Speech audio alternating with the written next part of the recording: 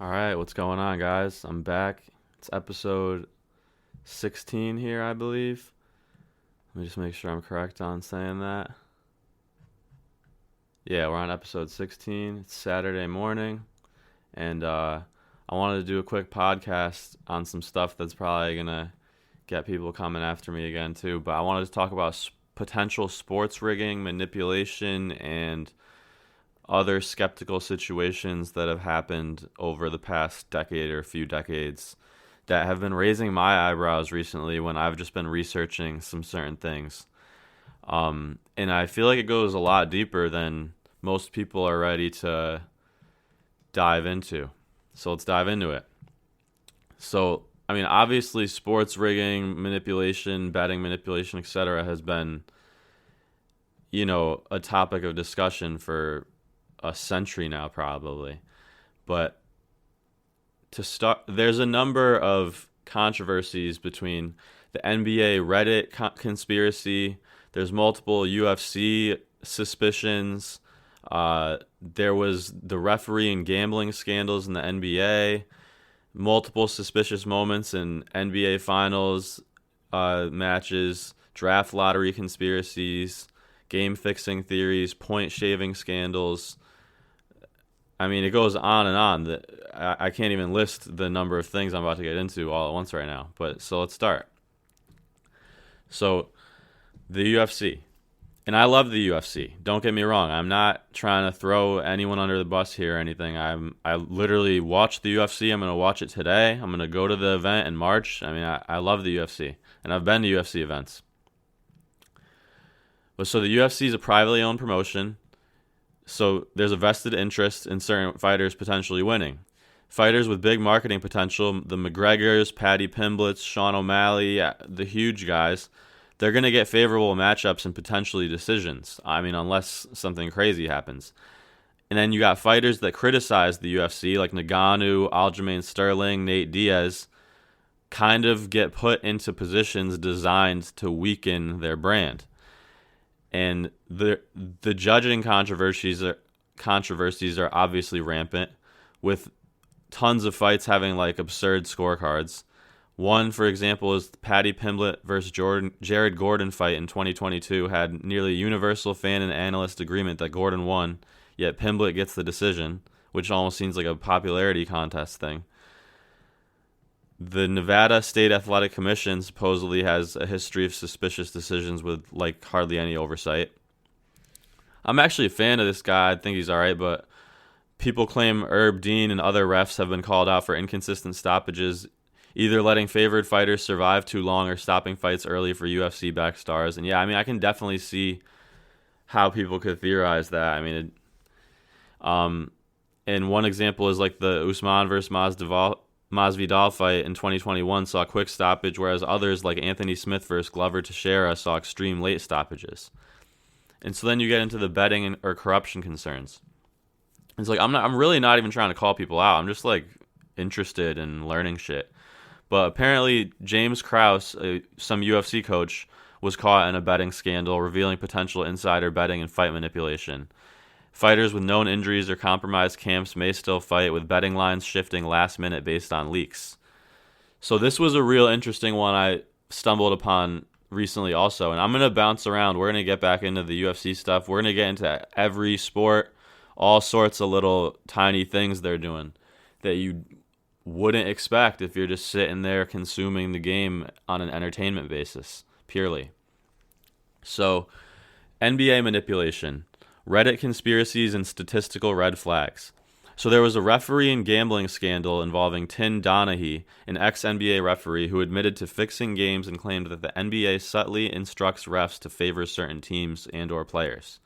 The 2002 Western Conference Finals, Lakers vs. Kings, remains infamous for heavily biased officiating in Game 6, leading many to believe the NBA wanted the Lakers to win in the finals. Wanted the Lakers in the finals.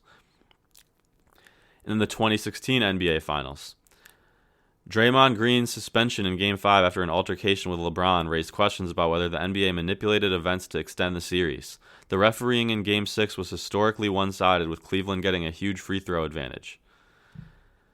Draft lottery conspiracies. The The 1985 frozen envelope theory suggests the NBA rigged the draft to get Patrick Ewing to the New York Knicks. More recently, the 2019 draft saw Zion Williams landing with the New Orleans Pelicans right after Anthony Davis forced the trade, fueling speculation of tampering. And just to give you guys deeper context and understanding, the frozen envelope theory I mentioned is a famous conspiracy that claims manipulation or rigging of outcomes in major sporting events, particularly when it comes to sports drafts and lotteries. It originates from suspicions about the way the NBA draft lottery was conducted, but the term has since been used in various other contexts where people suspect rigging and etc. behind the scenes. So the origin and NBA draft lottery. The theory primarily emerged after the 1985 NBA draft lottery, where the New York Knicks won the first overall pick and selected Patrick Ewing, a player who was expected to revolutionize the franchise. The reason this particular draft is so controversial is because the Knicks were a struggling team at the time, and the addition of a star like Ewing was seen as a major boost to the NBA's image. The theory posits that in order to make the league more marketable and bring in more viewers, the NBA secretly manipulated the draft lottery process. The quote-unquote frozen envelope. The central idea of the frozen envelope theory revolves around the notion that during the lottery drawing, one of the envelopes containing the names of the teams was frozen, cooled down beforehand, which would make it more rigid and easier to identify when it was drawn. The theory suggests that the Knicks envelope was frozen, ensuring they would get the first pick and select Patrick Ewing. Proponents of this theory point to several factors that they believe raise suspicion. The Knicks' struggles. The Knicks were in dire need of a superstar, and Ewing was seen as the perfect fit for the team in the league. The timing. The 1985 draft lottery took place at a time when the NBA was growing in popularity, and getting a high-profile player like Ewing was seen as a huge boost for the league's image. The appearance of the draw. Some say the way that the envelopes were drawn seemed too perfect, with the Knicks getting the first pick, which just happened to be the most marketable player in the draft. The conspiracy. Supporters of the theory argue that the NBA or perhaps certain influential figures within the league rigged the draft to ensure that a high-profile team like the Knicks would get the number one pick, thereby boosting the league's popularity. The frozen envelope idea is a symbolic representation of how the lottery was allegedly manipulated to favor a particular outcome. Despite numerous denials from the NBA and no concrete evidence of the rig, the frozen envelope theory persists because of the sheer improbability of the outcome. People argue that too much seemed to line up for the Knicks in that lottery. The idea of the NBA being involved in rigging outcomes is not entirely outlandish, considering how often conspiracy theories emerge around big sports events and the fact that sports leagues sometimes seek to influence outcomes to maximize viewership and revenue. There's no physical evidence that the envelope was actually frozen, and the NBA repeatedly denies such tampering, as they will about any of these things that I'm going to bring up, and you'll see a pattern there. And so this frozen envelope theory originated with the NBA, but has since been applied to other events, particularly those where outcomes were perceived to have been manipulated for financial or promotional reasons.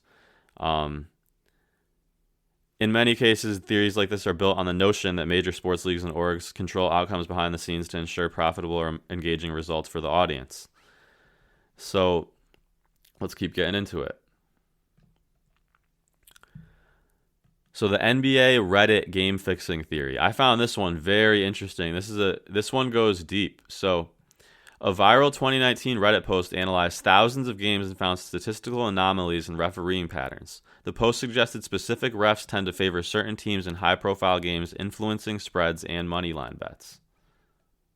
So this whole NBA Reddit controversy is about statistical rigging, which is a topic that's generated tons of discussion and theories.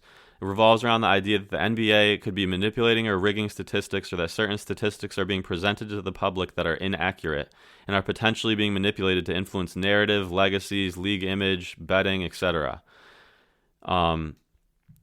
So the origins of this in Reddit's role in exposing stat manipulation. Reddit, especially on subreddits like r/NBA, became a significant platform for basketball fans to exchange ideas, theories, and info. And so people began to notice, and Reddit users pointed out that there are discrepancies in how statistics are reported across different platforms, questioning the accuracy of certain figures. For example, box scores sometimes slightly differ between major sources like ESPN and the NBA's own website, and more niche sites like Basketball Reference. Inconsistencies in stat tracking. There have been occasional claims that some advanced statistics like player efficiency ratings, win shares, or plus minus are calculated or reported incorrectly, especially during high-profile games, or that data entry errors favor certain players or teams. Some fans argue that these statistics are too easily manipulated, especially when an official league source could play a role in fine-tuning numbers that fit the narrative of certain players or teams being more valuable than they are. And there's deep proof of this on YouTube, where you can watch videos of specific players and like they won't call a foul blatantly on Jason Tatum or LeBron, or Zion Williams will get a block, but they'll give that block statistically to the player who jumped right next to him but didn't actually touch the ball, because they're trying to manipulate the books for the bettors or something. And then there's also another part of the controversy stems from the perception that certain statistical milestones are highlighted and exaggerated to build up legacies of specific players. For instance, triple-doubles or points per game averages can be emphasized for a player to push the narrative that they're the all-time great, even if their overall contributions are less impactful. And I definitely noticed this even with like I found it weird like a year or two ago how like Jason Tatum was being pushed as like the greatest thing in the world, but I always felt like Jaylen Brown was like way better and wasn't even getting any spotlight for a little bit. And I was like, what like is this? And I wasn't even like thinking about it through this lens at the time at all, but I just naturally noticed it. A prime example cited by Reddit users is often how certain players' scoring averages or other individual stats might be inflated in such a way that they appear historically significant, even though those players might have been inefficient or played for losing teams. This hype of stats is often seen in mainstream media and even among casual fans, contributing to the narrative building around players like Russell Westbrook or James Harden, even if their efficiency was not on par with other all-time greats. So, allegations of stat padding and media narrative control. Another key part of these controversies revolves around stat padding, a term used when players or teams appear to deliberately manipulate stats in a game, often for personal or legacy building reasons. The idea is that players might go out of their way to get a specific stat, even if it isn't the best strategy for their team's success. Redditors have long discussed the implications of stat padding, especially during garbage time or when a team is comfortably ahead. So garbage time refers to the moments in a game when the outcome is already decided and the clock is winding down. In these moments, players often take the opportunity to pad their stats, knowing that their numbers will look more impressive for things like MVP voting or contract negotiations. In certain games, Reddit users have noted that coaches sometimes leave star players on the court longer than necessary to allow them to collect a specific stat or achievement. For example, LeBron was sometimes accused of staying in games with large leads to grab more rebounds or assists to maintain or push his MVP candidacy. Influence of narrative on stats. Media narratives around players like Stephen Curry, LeBron James, or Kobe are often bolstered by stat analysis, which is then echoed through platforms like ESPN, Bleacher Report, Reddit. These stats help solidify the stories that are crafted around players. For example, Curry's three-point shooting might be emphasized to push the narrative that he changed the game, even if critics argue the overall impact on his team's success isn't as revolutionary as stats suggest. In these cases, stats aren't just about numbers, they become a tool for media manipulation. Redditors often claim that key statistics are overemphasized, while others that might tell a different story are underplayed. This can influence the public perception of who should be in the MVP race, who deserves all NBA honors, or who will have the most endorsement deals. So, is the NBA rigging stats? Some of the most outlandish theories discussed on Reddit suggest the NBA is involved in a deliberate attempt to manipulate statistics to create favorable outcomes for specific teams or players, often for financial gain to maintain the league's image or for promotional reasons. Here are elements that fuel these theories. Game-fixing stats. There are theories around how the NBA might fix stats in the sense of pushing metrics to influence narratives. I kind of already touched on that, but an example frequently discussed is the 2016 NBA Finals, where some fans claim that certain statistical discrepancies, like LeBron's rebounds or assists, were exaggerated to boost his Finals MVP case, despite some inconsistencies in how his numbers were reported during the series. Others believe that the NBA manipulates these stats to ensure certain teams or players stay relevant for financial reasons. The league thrives on viewership, and creating compelling storylines around players and teams is a major driver of interest and revenue. By manipulating statistics, intentionally emphasizing or underplaying certain figures, the NBA can ensure that certain players or teams remain in the public eye, maintaining fan interest and ultimately increasing profits. Advanced stats and analytics manipulation. There are theories that the NBA and its official statisticians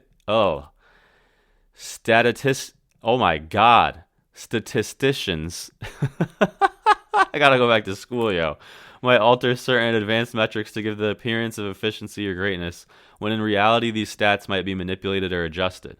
For example, certain tracking stats like player efficiency rating or win shares can be skewed to fit the narrative around a star player, creating artificial support for players who may not be as effective in actual games.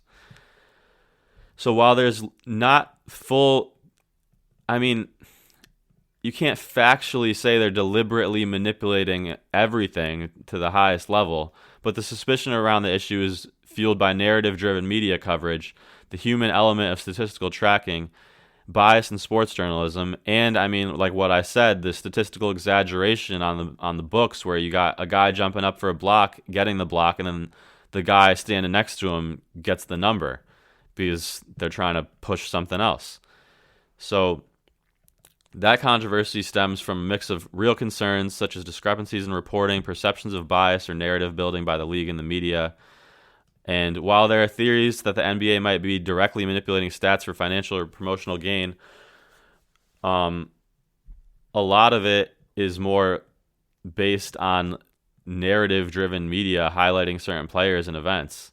And whether it's malicious is still up for debate, but with the videos that's out there now, it seems pretty obvious there's been narrative pushing and other corrupt stuff taking place in many of these leagues.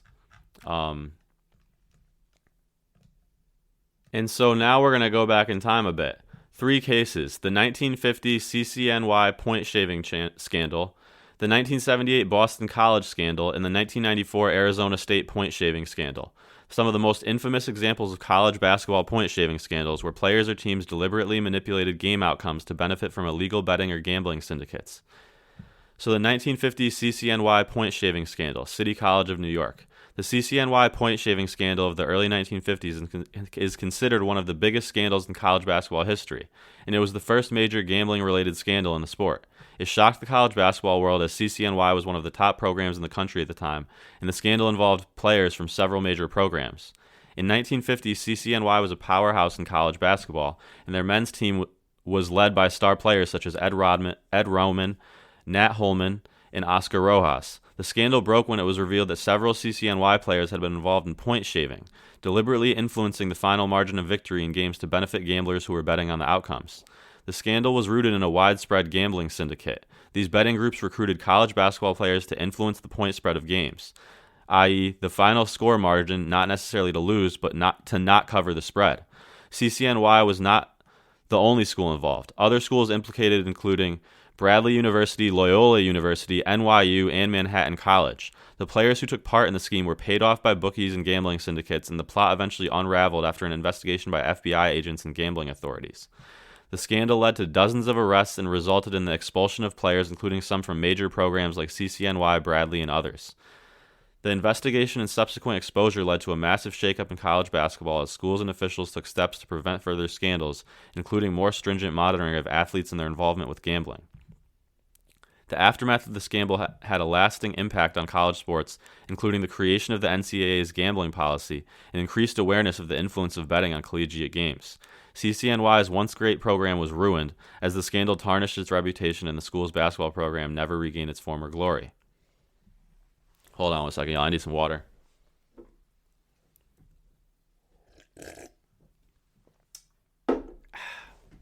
So, 1978 Boston College scandal. This was another point shaving scandal that was another significant case in the history of college basketball where players were involved in manipulating games for gambling syndicates. This time, the players were enticed by organized crime syndicates to deliberately alter the outcomes of the games. So Boston College had a solid basketball program, but was still somewhat in the shadows of the larger programs like UCLA and Kentucky. The team was coached by Chuck Daly, who would later become a Hall of Fame coach in the NBA. Rick Kuhn, a player on the team, became involved in the scheme to manipulate games. He was approached by a mobster named Henry Hill, the same man who would later become infamous for his role in the Goodfellas movies. The conspiracy. The plot involved shaving points in specific games during the 1978 season. Kuhn and several teammates were paid by mobsters to intentionally alter the point spread in Boston College's games with the goal of influencing the final margin of victory or defeat. In exchange for their cooperation, the players received bribes from the bookmakers associated with the mob syndicate. The team's games were targeted because Boston College had a strong enough record to make the games interesting for betting syndicates, but not so high profile that the games would be closely scrutinized by the media. As a result of the scheme, some of the players involved would intentionally miss shots or alter their play to make the final score fall within the prearranged point spread. The scheme was uncovered when federal authorities became aware of bets placed on Boston College games and conducted a thorough investigation. Players involved in the scandal, including Rick Kuhn, were expelled from the Boston College and faced criminal charges. Several bookies were arrested, and the involvement of organized crime syndicates further raised the stakes in the growing concern over the intersection of college sports and gambling.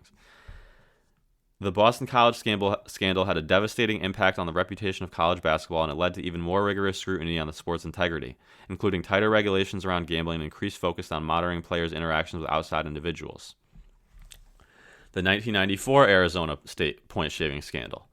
This was a point-shaving scandal involving a much more modern instance of gambling manipulation in college basketball, with the involvement of Arizona State University's men's basketball team. Arizona State University had a relatively successful basketball program in the early 1990s with players like Donaghy Smith on the roster. However, the program was not at the same level as the other powerhouses in the Pac-10, now Pac-12. In the early 1990s, gambling was becoming a growing concern in college sports, particularly as online betting began to rise in popularity. The scandal broke when it was discovered that ASU players had been involved in a point-shaving scheme that lasted for most of the 1993-1994 season. The players involved were bribed by gamblers to alter the point spread, especially in games where Arizona State was favored to win. The primary figure in the scandal was Donaghy Smith, who was recruited by a gambler named Timothy Donaghy, who would later be involved in the infamous NBA referee scandal in 2007. Smith was paid to ensure the final score didn't exceed certain predetermined margins. As a result, Smith and his teammates would often play poorly, throw off their shooting percentages, or engage in other questionable behaviors designed to ensure the team did not cover the spread. This scandal led to multiple arrests and criminal charges for the players and the gamblers involved. The NCAA implemented new gambling regulations, including more stringent rules regarding athletes and their interaction with external figures, particularly when it came to betting. Arizona State's basketball program was tainted by the scandal, with the involvement of its athletes in fixing games shaking the public's trust in college sports. The scandal prompted greater investigation into how college basketball programs monitored their athletes in efforts to reduce gambling influence within the sport. The CCNY, Boston College, and Arizona State point-shaving scandals each demonstrate the dangerous intersection of gambling and college basketball, as well as how vulnerable college athletes can be to being manipulated by gambling syndicates and organized crime. Each scandal highlights the need for stronger oversight and better policies to ensure integrity of sports. In the aftermath of these scandals, there was a major push to regulate gambling in college sports, but the scars left by these events are still felt in how college basketball and sports in general are monitored today. And now, before I get into any more hyper-specific deep dives, I'm just going to touch on a list of a bunch of controversies and things that have happened. In 2023, Arian Foster joked that the NFL was scripted, sparking a massive online discussion about game outcomes being predetermined. Statistically, certain playoff games see odd late-game officiating swings that drastically change betting lines. Example, Super Bowl 57 Chiefs vs. Eagles had a last-minute defensive holding call that swung the game in favor of the Chiefs. Bad refereeing and game manipulation. The MLB and strike zone controversy. Umpires have been found to call different strike zones based on star power, favoring big market teams. The introduction of automated strike zones threatened this bias, but MLB is slow to implement it. Soccer video assistant referee bias. In major competitions like the FIFA World Cup and Championship Leagues, controversial VAR decisions often favor bigger teams. Example, the 2022 World Cup had VAR reviews that disproportionately benefited Argentina. NHL officiating and rule interpretations. Holding and pass interference are inconsistently enforced, often benefiting high-profile players or teams. The Tuck Rule, 2001 AFC Championship, led to major controversy, fueling theories that the NFL wanted the Patriots dynasty to begin. The influence of big money and corporate interests. And yeah, that's funny too, is look at the Patriots dynasty now. They're just on the Chiefs are the dynasty now, right? It's like they're just moving it all around. The influence of big money and corporate interests. Media networks and league favoritism. ESPN, TNT, and Fox Sports have financial stakes in certain teams and athletes performing well. Refereeing data often skews towards teams with large fan bases, Lakers, Cowboys, Yankees, in primetime games. Sponsorship and betting partnerships. The rise of legalized sports betting creates conflicts of interest as leagues now profit from betting but still claim integrity. Betting line movements sometimes predict unexpected outcomes, raising questions about insider knowledge. So now let's briefly touch on some of more individual scandals. So the Tim Donaghy and NBA referee fixing scandal in 2007. What happened? Tim Donaghy, an NBA referee, admitted to betting on games he officiated and leaking insider information to gamblers. He claimed NBA officials were encouraged to extend playoff series in favor of big market teams. Evidence of rigging. Donaghy's calls aligned suspiciously with betting line movements. Game 6 of the 2002 Western Conference Finals, Lakers vs. Kings, saw highly controversial calls that benefited the Lakers, whom the NBA allegedly wanted in the finals. Donaghy claimed refs were instructed to call more fouls on specific players to control game outcomes. The 2016 NBA Finals. The Golden State Warriors had a 3-1 lead against Cleveland, but Draymond Green was suspended for Game 5 after an altercation with LeBron. The Cavaliers won 3 straight games, sparking theories that the NBA wanted to extend the series and push a LeBron comeback narrative. Green had been involved in similar altercations before, but was never suspended. Officiating in Game 6 heavily favored Cleveland. Cavs shot 20-plus more free throws than the Warriors, and the NBA's ratings skyrocketed as the series went to 7 games. So it's like, you see what I'm getting at here? Compare this to other finals where officiating shifted momentum, 2002 Kings-Lakers and 2010 Celtics-Lakers. So there's that. And so now UFC, like I said, I'm a huge fan of the UFC, but I love educating myself and learning about history and all these crazy things with the way the world works. So UFC and the James Krause betting scandal, 2022 to 2023. What happened? James Krause, a UFC coach, was caught running an illegal betting ring and allegedly manipulating fights. Fighters in his camp had suspicious performances that matched late betting line shifts. Evidence of rigging. The UFC banned fighters who trained with Krause after the scandal broke. Betting lines dramatically shifted minutes before his fighters competed, indicating insider knowledge. One fight, Darrick Minner vs. Shailen Nuerdanbeek, saw a massive betting swing before Minner suddenly suffered an early injury. So, and there's been other UFC judging controversies too, like Paddy Pimblett's questionable wins, Sean O'Malley's out of nowhere rise. And I'm a fan of Sean O'Malley, but I'm questioning everything these days. So statistical scandals and analytical red flags. NBA's reffing and betting lines. So I think I mentioned this earlier, but a Reddit user in 2019 analyzed thousands of NBA games and found that referees were influencing betting spreads more than expected. Games with Scott Foster and Tony Brothers often ended with results that matched betting line trends. Evidence of manipulation. Teams like the Lakers and Rockets statistically received more favorable calls in games reffed by specific officials. Games with high betting interest saw more free throws and late-game foul calls affecting the spread. So, and there's been a big lack of transparency kind of in a lot of that. The MLB's juiced baseball scandal, 2019-2021. What happened? In 2019, home runs skyrocketed due to suspected changes in baseball composition. In 2021, MLB was caught using 2 different types of baseballs, one that traveled farther for big market games and one that suppressed scoring. Evidence of manipulation. Statisticians found MLB home run rates, I think I got that word right finally, home run rates spiking without logical explanation. Players like Justin Verlander accused MLB of secretly altering balls. An independent study confirmed 2 ball types were used, but MLB denied wrongdoing. So, and there's also, like, you got the whole Spygate thing with the Patriots happen. Like, did that give them a significant advantage, or was that overblown? Why did the NFL destroy evidence in Spygate but heavily penalize Brady in Deflategate? Was Deflategate a way to punish Brady and the Patriots' dominance without directly attacking the Super Bowl wins? You know, so let's get into some specific, I don't know if I want to call it evidence, but controversies and potential evidence. Super Bowl officiating controversies. Super Bowl 57, 2023. The Chiefs vs. Eagles game ends on a controversial holding call in the final minutes, allowing Kansas City to drain the clock and win. Super Bowl 36, 2002. The Patriots dynasty begins with a last-second game-winning field goal after a questionable tuck rule call against the Raiders in the AFC Championship. Super Bowl 40, 2006. The Steelers-Seahawks game had some of the worst officiating in Super Bowl history, with multiple calls favoring Pittsburgh, leading Seahawks coach Mike Holmgren to say, "We played against the Steelers and the refs." Playoff games and team favoritism. 2018 NFC Championship, Saints vs. Rams. A blatant pass interference penalty on the Rams went uncalled, helping LA reach the Super Bowl over New Orleans. 2022 AFC Championship, Chiefs vs. Bengals. The Chiefs were given an extra third down after referees decided to redo a play, a rare occurrence in NFL history.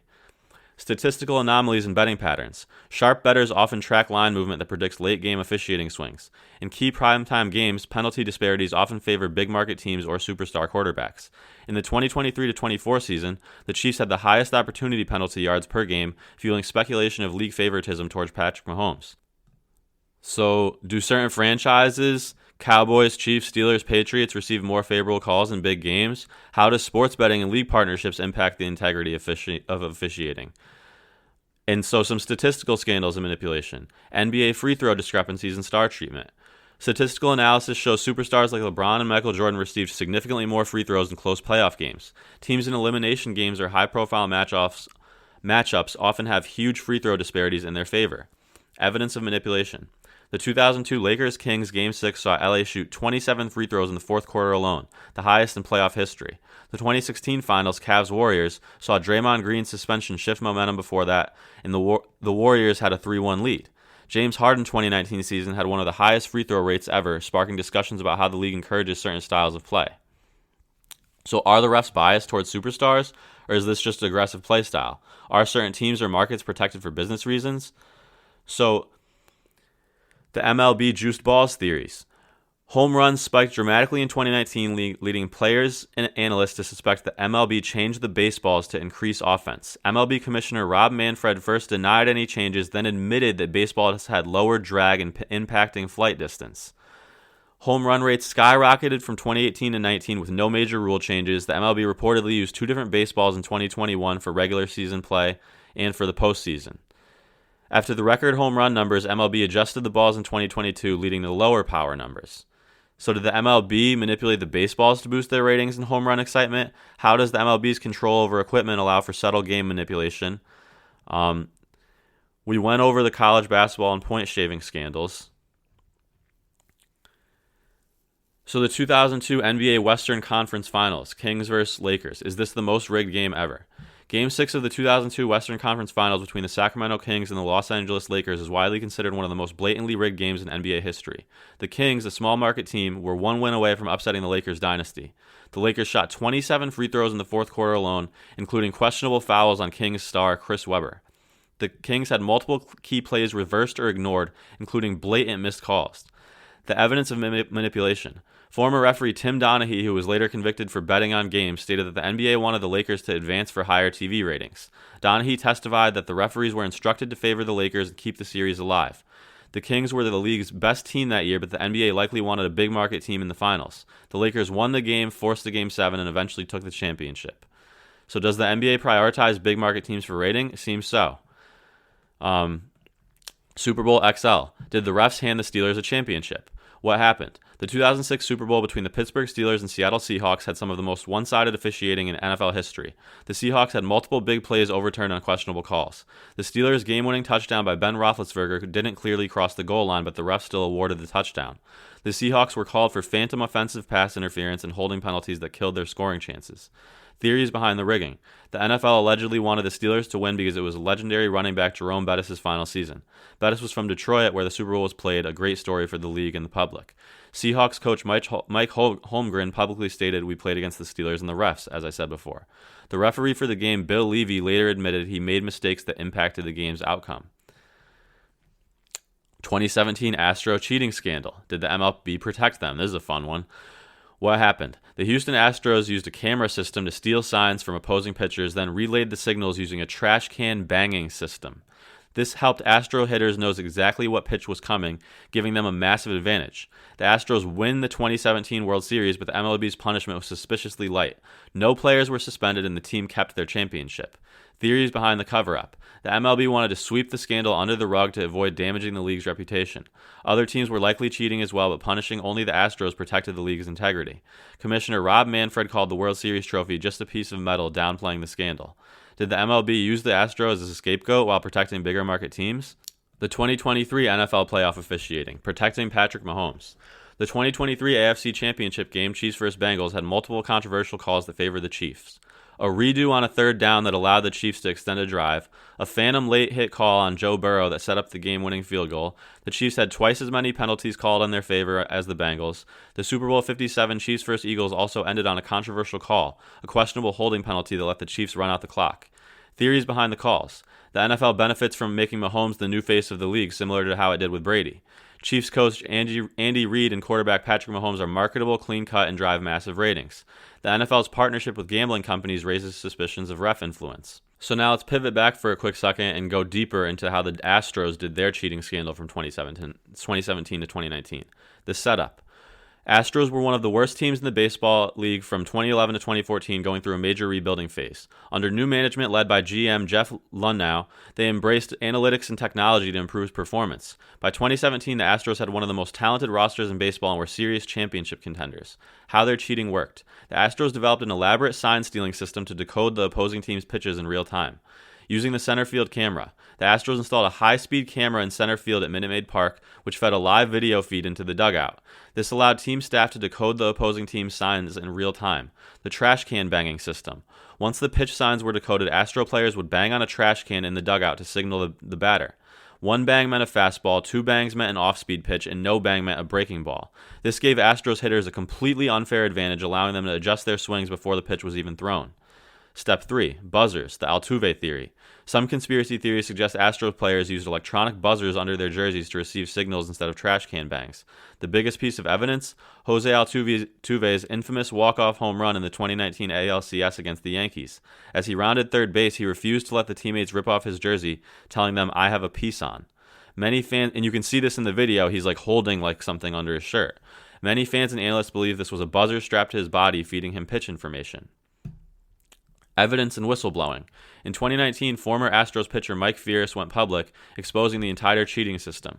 He claimed it had been going on since 2017 and was an open secret within the clubhouse. The MLB launched an investigation confirming this. The cover-up, MLB's soft punishment. The Astros were fined $5 million, pennies for an MLB team. Manager A.J. Hinch and GM Jeff Luhnow were fired, but were never banned from baseball. No players were punished, and the Astros kept their World Series title even though they cheated. Why didn't the MLB strip the title? The league feared backlash. Stripping a championship could ruin credibility and lead to more scandals being uncovered. That's exactly why they didn't make it more known. MLB may have known about other teams cheating but needed a scapegoat, so the Astros are the fall guy. And the Astros become the fall guys, and many believe other teams were stealing signs using tech too. Most likely case. So how sports betting and technology have made cheating easier? The legalization of sports betting and advancement in technologies have opened the door for way more corruption, game fixing, and statistical manipulation than ever before. Leagues are now financially tied to betting companies, referees have more influence over spreads, and players are under immense pressure to perform in ways that align with the gambling odds. So how tech makes game fixing easier? Advanced analytics and betting methods. Before, betting was based on intuition and public perception. Now, AI-driven models predict exact outcomes based on player movement, referee tendencies, and statistical data. This means insiders can exploit statistical probabilities and use them to make millions. For example, if a referee historically calls more fouls on road teams, that can be manipulated for profit. In-game betting and micro-bets. Live betting has exploded, allowing fans to bet on small things like, will the next play be a run or pass? Will LeBron make his next free throw? How many fouls will be called in the next quarter? This means small manipulated moments can create big money swings. If a player, quote, accidentally misses a free throw, certain bettors cash in. Referee influencing and AI tracking. Every referee's decision is now analyzed for patterns, which means referees can be pressured to favor specific outcomes. The NBA, NFL, and MLB have all partnered with AI companies to track referee calls, so imagine what insiders can do with that information. A referee knowing he calls more fouls on one team can intentionally impact games without making it obvious. How this increases corruption risk. Massive financial incentives for the leagues. The NBA, NFL, MLB, and NHL all have official betting partners now. NFL has a $1 billion deal with DraftKings, FanDuel, and Caesars Sportsbook. If leagues profit from betting, they have a vested interest in making games as unpredictable as possible to increase gambling activity. More people betting, more revenue. Leagues and refs have more power than ever. In a single game, a ref can call a holding penalty, a soft foul, or extend the game to hit an over or under. When you combine this with betting odds, it becomes easy to manipulate games without outright rigging them. A ref doesn't need to make an obvious bad call, he just needs to slightly tilt the game one way. Players are now more vulnerable to fixing. In the past, game fixing was mostly about point shaving. Today, micro betting allows players to be manipulated in smaller, harder to detect ways. Example, a star doesn't need to throw an entire game. He just needs to accidentally miss a few shots. Proof of betting-related scandals since legalization. The 2023 Raptors betting scandal in the NBA. Toronto Raptors player Jonte Porter was caught manipulating his stats to affect betting outcomes. He bet against himself by pulling out of games early and missing shots on purpose. He was permanently banned by the NBA, But how many others are doing this without getting caught? I'd guess a lot. NFL, the suspicious rise in late game penalties. Since 2021, there has been a sharp increase in late game penalties that change betting outcomes. Example, Super Bowl 57 Chiefs-Eagles ended on the questionable holding penalty I mentioned earlier that sealed the win for the Chiefs, conveniently covering the spread. Sportsbook made record profits because millions bet on a close game finishing in a certain way. UFC, fighter fixing and suspicious gambling lines. UFC fighter Darrick threw a fight in 2022 after suspicious betting activity suggested insiders knew he would lose early. The fight was investigated by sportsbooks, proving that insiders were profiting from a predetermined outcome. The UFC was forced to ban fighters from betting on fights, but why wasn't this rule in place sooner? MLB, the Shohei Ohtani gambling controversy. Shohei Ohtani's interpreter was caught placing illegal bets with inside information. The MLB and Ohtani claimed he had no knowledge, but the fact that someone so close to the game had access to betting shows how easy it is to manipulate the games. So, how leagues benefit from betting manipulation. Referees shape outcomes in subtle ways. They don't have to rig the games outright. They just need to call soft fouls on star players to impact their performance. Let certain teams get away with more physicality. Extend games by calling ticky-tack fouls late. How this helps the league. If too many games end exactly as expected, sportsbooks lose money. But if a few weird calls shift a game's outcomes, betting companies profit largely. Since leagues are financially tied to sportsbooks, they have a reason to keep games unpredictable. Okay, so now let's think about the AI angle. How AI and data are changing officiating for better or worse. AI is now tracking every referee decision. Leagues are using AI and data models to analyze referee patterns, and this allows them to predict how a ref will call a game based on past data, adjust betting lines accordingly, and subtly guide refs towards making favorable calls that align with league interests. How this works in the NBA. The NBA now tracks every single foul call using AI-driven data.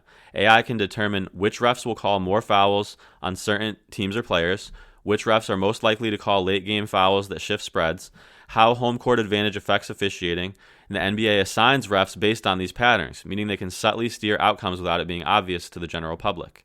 Proof of this happening. Scott Foster versus Chris Paul. Foster has a personal feud with Chris Paul, and AI data show he refereed 15 playoff losses in a row for teams Chris Paul plays on. Despite this, the NBA keeps assigning him to Chris Paul's games.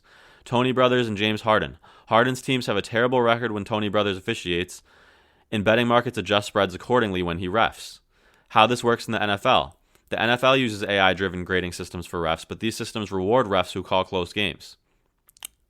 The league wants high ratings and engagement, so refs who keep games close are more likely to be assigned to big games. Late game penalties have increased significantly in the last few years, often impacting betting spreads. Example, I've mentioned this earlier, but the Super Bowl 57 holding call, where the Chiefs vs. Eagles questionable defensive holding call on James Bradbury allowed the Chiefs to run out the clock and win. This penalty happened right when the spread was on the line. Sportsbook profited massively, and many fans suspected manipulation.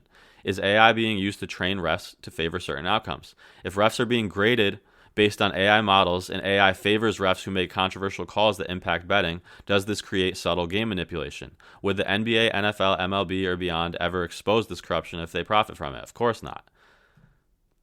So now let's bounce into the Deflategate deep dive. So Deflategate is one of the most controversial scandals in NFL history. It revolved around allegations that the New England Patriots, led by Tom Brady, intentionally deflated footballs during the AFC Championship game against the Indianapolis Colts on January 18, 2015. The scandal rocked the NFL, leading to suspensions, fines, and a long, drawn-out legal battle. But was it a legitimate case of cheating, or was it a manufactured controversy fueled by the NFL's own agenda? This deep dive breaks down the events leading up to the scandal, the science of the deflated footballs, the NFL's investigation and key evidence, Tom Brady's involvement in phone controversy, NFL's motivations and legacy and aftermath, and who really benefited. So leading up to the scandal, Patriots and Colts meet in 2014 AFC Championship game at Gillette Stadium in Foxborough, Mass. The game wasn't even close. New England destroys Indianapolis, led by a dominant Tom Brady. The score was 45-7. During the first half, Colts linebacker D'Qwell Jackson intercepted a pass from Brady and noticed the ball felt underinflated. Jackson handed the ball to the Colts sideline, who then alerted the NFL. At halftime, NFL officials tested 11 of the 12 Patriots footballs and found them to be below the minimum pounds per square inch, PSI, required by league rules. This set off a full-scale NFL investigation into whether the Patriots had intentionally deflated footballs to gain a competitive advantage. The science of deflated football.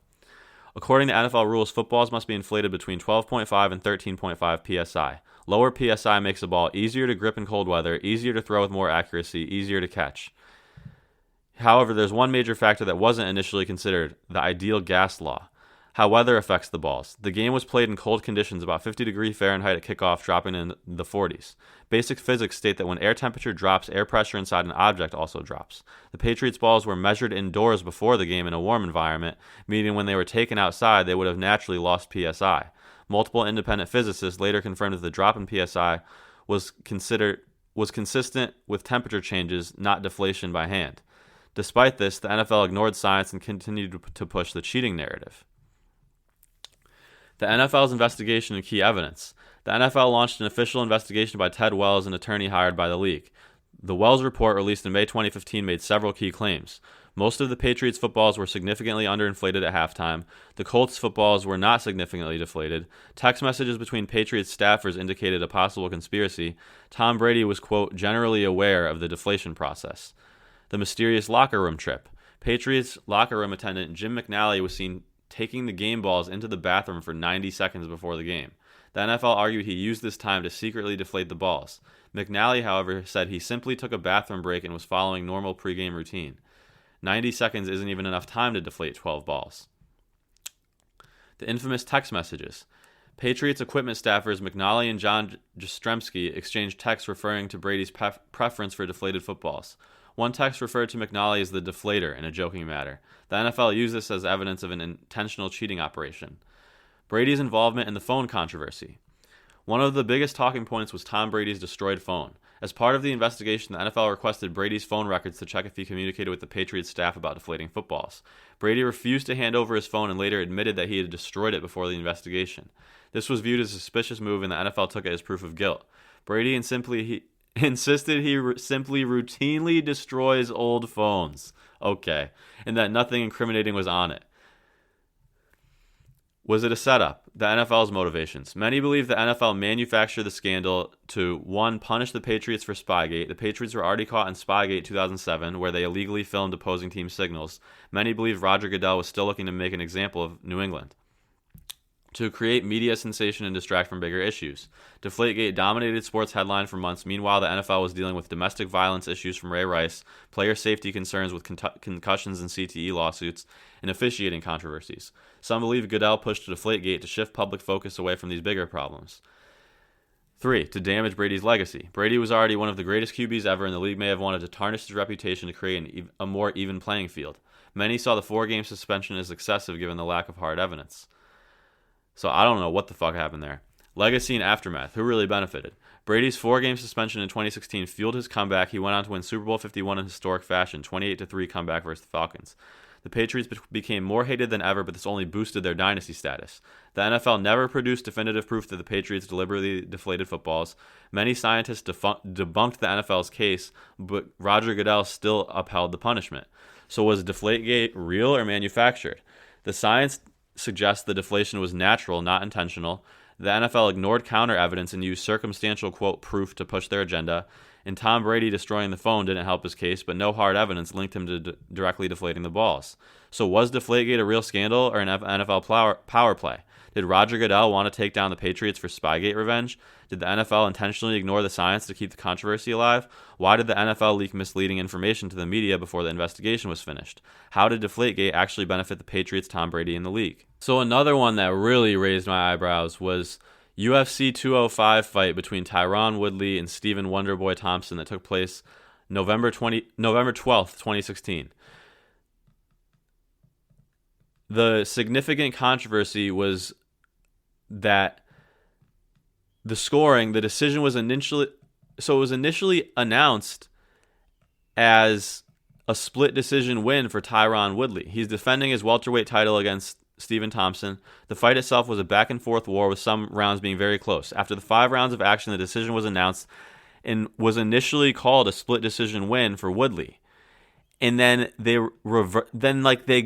literally go and talk to the judges and Dana White, and they just take the scorecard on camera and just scratch some stuff out and change it, and they go, "Oh, actually, there's been a correction. It's actually a majority draw." And it's like, what? So that was a real fucking weird one to me. That really sketched me out. So the most straightforward theory is that the reversal of the decision was simply a result of a scoring error. That one of the judges mistakenly submitted their scorecard or made an error in the process of tabulating the scores, leading to the initial announcement. But yeah, that one's a real sketchy one to me. You guys should watch the YouTube video of that. It's odd. And just stay aware, man. Like, there's a lot of meta manipulation going on that's very deep and very nuanced and very subtle to the degree that, you just would never know. You almost need like a decade or two to like let it all happen and then piece the whole puzzle back together so you can see the whole picture. But that's my talk on sports for today. Let me know if you have any critiques or opinions or reactions or disagreements or anything about everything I'm saying, or if it woke you up to anything. Hit me up, talk about it with me, or tell me about more controversies or further layers of this that I haven't gotten to that I should know about. So I hope, like I said, I hope you enjoyed this podcast episode. Once again, please leave a review or a rating on Apple Podcasts, Spotify. Leave a comment on YouTube, wherever it is that you consume this podcast. If you do, if you listened all the way this long, I really appreciate it. Follow me on Instagram, YouTube, and X at k.jachimowicz. And have a great day, y'all. Have a great Saturday, and go watch that Izzy fight. Hopefully, it's not rigged. Take care, y'all.